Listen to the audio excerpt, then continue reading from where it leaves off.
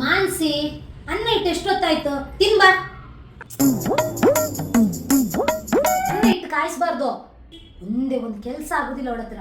24 ಗಂಟೆ ಬೇಕಾದ್ರೆ ಮೊಬೈಲ್ ನೋಡೋದು, ರೀಲ್ಸ್ ಮಾಡೋದು, ಇದೇ ಮಾಡ್ತಾ ಇರು. ಹೇಳಿದ ಮಾತು ಕೇಳಿಲ್ಲ ಅಂತಂದ್ರೆ ನಾನಿನ್ನ ಮದುವೆ ಮಾಡಿ ಕಳಿಸ್ಲಿಲ್ಲ ಅಂದ್ರೆ ನೋಡು. 6 months later. ಓ ಯಾರಪ್ಪ ಕಾಲ್ ಮಾಡಿದ್ದು? ಓ ಅಮ್ಮ.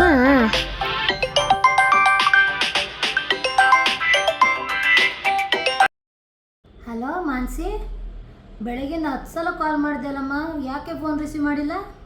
ಅಯ್ಯೋ ಅಮ್ಮ, ಇದನ್ನ ಕೆರ್ಕಣಕ್ಕೆ ಪುರ್ಸೊತ್ತಿಲ್ಲ, ಎಲ್ಲಮ್ಮ ನಿನ್ನ ಕಾಲ್ ರಿಸೀವ್ ಮಾಡೋದು. ಹಾಂ ಹೋಗ್ಲಿ. ಊಟ ಮಾಡಿದ್ಯಾ? ಊಟನ ಇನ್ನ ತಿಂಡಿ ಕೂಡ ಮಾಡಿಲ್ಲ ಅಮ್ಮ. ಇನ್ನೆಲ್ಲಿಂದ ಊಟ? ಅಯ್ಯೋ ಅಮ್ಮ, ನಾ ಪಾತ್ರೆ ತೊಳೆದು ಕಸ ಗುಡಿಸಿ ನೆಲ ಗುಡಿಸಿ ಪೂಜೆ ಮಾಡಬೇಕು. ಫ್ರೀ ಆದ್ಮೇಲೆ ಕಾಲ್ ಮಾಡ್ತೀನಮ್ಮ. ಸರಿ ಸರಿ ಕಣಮ್ಮ. ಪಾಪ ಮನೇಲಿ ಮೊಬೈಲ್ ನೋಡಿಕೊಂಡು ರೀಲ್ಸ್ ಮಾಡ್ಕೊಂಡು ಖುಷಿಯಾಗಿದ್ಲು. ಅವ್ರ ಜೀವನ ನಾವೇ ಹಾಳು ಮಾಡ್ತೀವಿ ಅಂತ ಅನ್ಸುತ್ತೆ. ಒಂದೆರಡು ವರ್ಷ ಲೇಟ್ ಮಾಡಿದರೆ ಚೆನ್ನಾಗಿರೋದು. ಪಾಪ